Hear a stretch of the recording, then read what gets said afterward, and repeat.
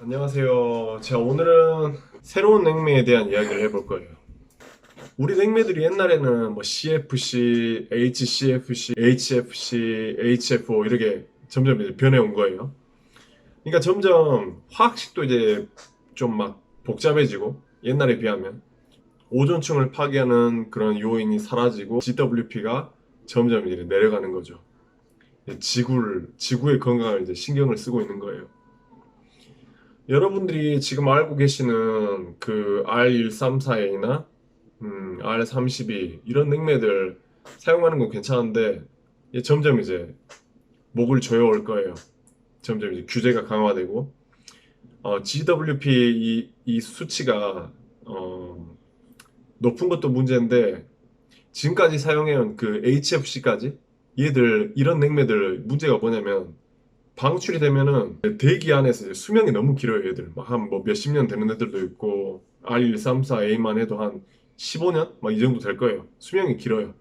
얘들 수명이 길면 뭐가 문제냐면 그 수명 동안 이제 분해가 되고 이제 사라지지 않으니까 얘들이 계속 대기권 내에서 그 열을 이제 밖으로 못 보내고 계속 이제 지구 안에 이렇게 축적을 시키는 거죠. 그 머리 좋은 사람들이 개발한 게 이제 HFO. HF4는 보통 R1234YF, 1234 뭐 ZE, ZD 뭐 이런 여러 가지 이제 이름들이 있는데 얘들은 밖에 한 몇십 일 있으면 그냥 사라져요. 방출이 되더라도 그냥 사라진다는 거죠. 그러게 되면은 이제 지구한테는 좋겠죠. 열을 계속 축적시킬 필요는 없고. 그러니까 이런 식으로 이제 변해 오는데 오늘 강의에서는 지금 자동차 계열 이제 포커스를 맞춥시다. R134A를 지금 보통 쓰고 있을 텐데 얘들이 만약에 바뀐다면 어떤 냉매로 될 것 같아요? 인터넷으로 잠깐 검색해 보시면 R1234YF라는 애가 떠올 거예요. R1234YF가 압력 레벨도 거의 비슷하고 그 다음에 성능이 살짝 떨어지긴 해요. 살짝 떨어지긴 한데 지구 건강을 생각하면은 1234YF 막 괜찮은 것 같아요. 근데 1234YF의 문제점이 뭐냐면 그게 문제가 되진 않아요. 근데 이제 업계에 따라서 이제 문제시 보는 그런 경향이 있는 것도 있고 전혀 문제 없다라고 이제 판단하는 그런 업계가 있는데 보통 자동차 계열이 제일 민감하죠. 특히 유럽 쪽. 유럽 쪽이 제일 먼저 이런 걸 시작하기 때문에 그 규제 같은 것도 제일 강하고 유럽 쪽에서 제일 연구 개발이 먼저 시작이 돼요. 이제 R1234YF를 자 써볼까 했는데 완전 가연성은 아닌데 약하게 미연성 이제 그런 성질을 띠고 있어요. 1234YF가. 그러다 보니까 이제 태클 거는 사람들이 많을 거 아니에요. 이거 특히 자동차에서 쓰려고 하는데 엔진 주변 이제 뜨겁고 이것이 불 붙으면 어떡하냐. 방폭 사양으로 해야 되는 거 아니냐. 이런 식으로 이제 막. 근데 문제 될 건 없어요. 134YF가 그냥 불 팍 붙인다 해가지고 팍 폭발하고 이런 뭐 암모니아나 이런 뭐 프로파노 가스 뭐 이런 게 아니고 얘는 막 지지고 계속 시간을 가해야 얘는 이제 불이 이렇게 딱 붙는 스타일이거든요. 불 붙는 속도도 그렇게 빠르지도 않고. 그러니까 얘를 제가 종사했던 전 직장 그런 일반 산업계 그러니까 뭐 플랜트 쪽이나 뭐 이런 그런 뭐 데이터 센터 이런 쪽에 이제 보급하는 그런 쪽 계열은 일반 산업계에서는 더 구체적으로 말씀드리자면은 고압스 가스 호황호라는 이런 스탠다드가 있거든요. 일본에는. 여기서 이제 언급하고 있는 게 뭐냐면 1234YF는 약간의 그 가연성 성질을 띠긴 하지만 방폭 사양까지 할 필요는 없다. 이런 식으로 이제 언급이 되어 있거든요. 사람들이 그냥 미연성이라고 하더라도 이거 폭발하면 어떡해 이거 큰일 나겠다 이런 식으로 이제 인식을 많이 하는데 실제로 이게 테스트 해보고 연구 개발해 보면은 얘가 이제 폭발까지 할 얘는 아니다 이런 이제 판단을 한 거죠. 이제 연구한 사람들이. 그래가지고 이제 사용을 할 수 있게 됐는데 근데 자동차 업계에서는 항상 이제 좀 보수적으로 연구 개발이 진행되다 보니까 그래? 1234YF가 이제 불 붙는 성질을 띄어? 뭐 잘 타지는 않지만 그래도 붙는다면은 얘를 좀 다르게 그 개선을 시켜볼까 해가지고 만드는 게 R1234YF를 한 90% 넣고 R1234A를 한 10% 넣어가지고 얘를 섞어요. 그 제가 전 어느 강의에서도 언급을 한 적이 있는데 우리 혼합 냉매 얘는 왜 혼합을 시킬 것 같아요?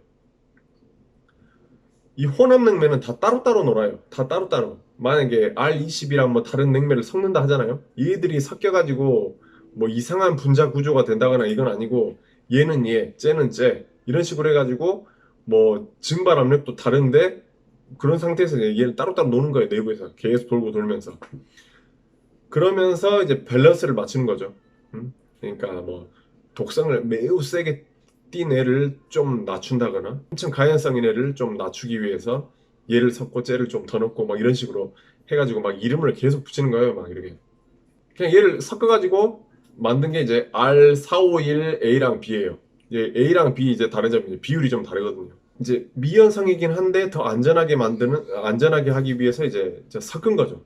섞어서 더 이제 그런 괜찮은 냉매를 뭐 연구 개발하는 단계 아직 상용화 되진 않았을 거예요. 그런 식으로 이제 개발도 하고 있고 좀 뭐 배경 설명이 좀 길어지긴 했는데 제가 오늘 말씀드리고 싶었던 거는 만약에 지금 134A 뭐 냉동기나 뭐 그런 에어컨을 사용하시는 분들이 있을 거 아니에요. 뭐 산업용 냉동기는 상당히 많거든요. 134A 쓰는 그런 냉동기 같은 거. 그러니까 134A도 한 10년 이내에 이제 얘도 이제 분명히 못 쓰게 된단 말이에요. 그렇게 되면은 갈아타야 될 거 아니에요. 그렇게 했을 때 이제 사용하려고 하는 게 이제 1234YF인데 1234YF 성능이 좀 떨어진다 했잖아요. 여기서 성능이 어느 정도 떨어지냐면 한 15% 정도? 그 정도 좀 낮아져요. 좀 낮아지는데 일반 산업용 냉동기에서는 마진도 설계 마진도 많이 추가하고 하다 보니까 보통 100% 핀포인트에서 사용하는 냉동기가 거의 없으니까 아 그러면은 뭐 134A 쓰다가 그냥 냉매만 전환해야겠다. 저는 기술적인 포인트에서 제안할 때 클라이언트한테 제안할 때도 만약에 지금 134A를 그대로 뭐 설계해가지고 납품을 하게 되면은 당신들은 10년 이내에 다시 스위칭을 해야 된다. 다른 걸로. 그 전에 돈은 약간 드는데, 진짜 조금 드는데, 내가 134A에 맞춰서 컴프레스는 설계를 하고, 그 다음에 그 열교환기 같은 경우는 그 1234YF에 맞춰가지고 내가 설계를 하겠다. 그러면은 나중에 냉매만 전환하더라도 당신네들이 이제 발휘하고 싶은 냉동 능력은 100% 발휘할 수 있다. 문제될 게 없다. 이런 식으로 제안을 해가지고 항상 안건을 따내고 했거든요. 이게 어떻게 가능하냐면 R134A가 거의 제가 그 뭐냐 압력 특성 이런 거는 비슷하다 했잖아요. 뭐 똑같이 그냥 뭐 배관 두께나 그런 열교환기 그런 압력, 내압 테스트나 기밀 테스트 이런 거는 뭐 비슷해요. 비슷하니까 그뭐 설계 마진도 있고 그냥 똑같이 가면 돼. 그리고 R134A가 보통 압축기 그런 볼륨, 그냥 압축기 크기 이런 사이징 면에서 볼 때 134A 볼륨이 좀 커요. 그러다 보니까 설계를 할 때 압축기는 134A에 맞춰가지고 설계를 하고 그 다음에 제가 아까 말씀드렸던 것처럼 그 냉동 성능은 좀 떨어진다 했잖아요. 그러니까 냉매 순환은 충분히 할 수 있는데 열교환기에서 이제 얘를 증발시키고 응축시키고 할 때는 이제 전열 면적이 좀 더 필요해요. 그렇게 해가지고 설계를 하면은 충분히 사용할 수 있고 나중에 냉매를 그 전환시켰을 때 뭐 여러분들은 여러 사람들이 이제 또 걱정을 할 거예요. 오일을 어떻게 하냐. 그 다음에 패킹 재질 안 맞을 수도 있는 거 아니냐. 근데 아무 문제가 없어요. 똑같은 POE 오일을 사용하게 되고 그 다음에 패킹도 똑같은 걸 사용하게 되거든요. 그러니까 뭐 내부 그냥 부품은 뭐 134A랑 똑같이 사용하시고 그 다음에 1234YF 걔를 이제 스위칭 했을 때는 그냥 똑같이 사용하시면 돼요. 그리고 얘들이 뭐 내부에 좀 남아있지 않았냐, 뭐 플러싱 해야 되냐, 플러싱 안 해도 되냐 이런 이야기 나올 텐데 제가 아까 말씀드렸던 것처럼 그 R R451A랑 B 이야기를 했잖아요. 얘들 섞어서 쓴단 말이에요. 그러니까 아무 문제 될 거 없어요. 그러니까 그런 거 막 그 뭐지? 우리는 이제 1, 2, 3, 4 YF로 설정을 했으니까 깔끔하게 내부를 아주 청소를 깔끔하게 하고 이제 1, 2, 3, 4 YF를 넣어야 된다. 이제 머리 띵띵한 이제 설계자분들 있죠. 제가 이제 그런 분들이랑 같이 일을 하다 보면 머리가 상당히 아프거든요. 그러니까 얘들이 좀 남았을 때 뭐가 나쁘냐? 나쁜 부분을 설명을 해달라 이론적으로. 그러면은 우리는 이제 1, 2, 3, 4 YF를 사용하기로 했잖아. 그러니까 내부에 1, 2, 3, 4, 2가 절대 남아서는 안 돼. 이런 띵띵한 소리 하면 이제 저는 이제 막 돌죠. 이제 막 답답해 죽을 것 같아. 그러니까 이게 상성이 너무 안 좋고 아주 이제 해가 되는 애들이면은 당연히 배출을 시켜야지. 근데 얘들은 섞어 써도 아무 문제 없는 애들이다. 어? 오히려 성능에는 도움이 되잖아. 그러니까 좀 닥쳐줄래? 이런 식으로 그냥 말을 해요. 그래도 이제 머리 띵띵한 사람은 죽어도 안 굽혀요. 아무리 납득이 가게 이런 너무 띵띵하게 생각하실 필요 없어요. 그냥 설계는 뭐 리즈너블하게 시험을 해봤는데 문제 없다? 그러면 더할 나위 없이 좋죠. 오늘 말씀드리고 싶은 것은 뭐 미래에 대한 냉매이고 그리고 이제 추가적으로 말씀드리고 싶었던 게 우리 요즘 막 그 지구가 솔직히 좀 많이 힘들어 하잖아요.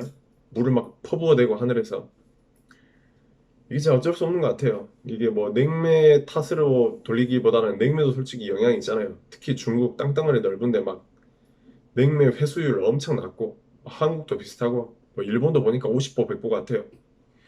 나 하나쯤이야라는 이런 마인드가 그냥 이런 사태를 만들고 있는 것 같아요. 솔직히 이제 또 이거 뭐 냉매 탓만 할 수 있는 것도 아니고 이제 뭐 간접적으로 이제 냉매를 계속 바꾸다 보잖아요. 그러면은 옛날에 쓰던 그 제가 전 강의에서도 이런 말을 했는데 R20이라는 이 냉매가 성능이 너무 좋아. 효율도 너무 좋고. 음? 그러니까 얘를 계속 지속적으로 쓰면 우리 지금 모터 성능도 좋아지죠. 그러다 보니까 뭐 압축기 효율도 좋지. 막 이렇게 이제 좋아지는데 그 냉매들을 이제 쓸 수가 없잖아요. 성능이 점점 나빠지고 효율이 나쁜 그 냉동기가 되면서 이제 화력발전소에서 이제 소비하는 연료량도 많아지고 그러다 보니까 오히려 이제 역효과가 나기도 하고 그러다 보니 근본적으로는 이제 저희가 뭐 지구 온난화를 대비하려면은 발전하는 방식을 바꿔야 돼요. 화력 발전을 확 줄이고 이제 대체 에너지로 이제 뭐 원자력 싫어하시는 분들 많잖아요. 싫어하시는 분들. 그러니까 원자력 이제 뭐 좀 더 안전한 핵융합 발전으로 이제 전환을 한다든지 지금 뭐 이제 뭐 유럽 쪽에서는 뭐 중국, 한국, 뭐 일본, 프랑스 뭐 이렇게 여러 나라 해가지고 프로젝트 하는 게 있잖아요. 그게 뭐지? 이터 프로젝트인가? 이터 프로젝트. 이게 핵융합 하는 건데 그것만 성공하면은 여러분들이 이제 미래 에너지는 걱정하실 필요 없을 텐데 지금 현재로서는 화력 발전에 상당히 의존을 하고 있잖아요. 아, 화력 발전이 진짜 주는 영향은 어마어마합니다. 또 더 이야기하고 싶은 게 있는데 또 다른 강의로 다시 준비를 해서 동영상 업로드를 하도록 할게요.